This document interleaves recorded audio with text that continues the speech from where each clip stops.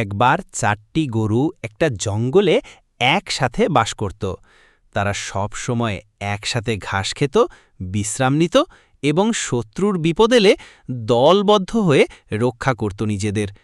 জঙ্গলে এক সিংহ ছিল, যে অনেক দিন ধরেই চেষ্টা করছিল গরুগুলোকে খাওয়ার। কিন্তু যতবারই সে এগিয়ে আসত, 4টি গরু একসাথে জোট বেঁধে তাকে তাড়িয়ে দিত। সিংহ ভাবল, এইভাবে আমি কিছুতেই পারব না, ওদের আলাদা করতে হবে। তখন সে ধূর্ততার আশ্রয় নিল। সে গরুগুলোর মধ্যে মিথ্যা কথা ছড়াতে লাগল।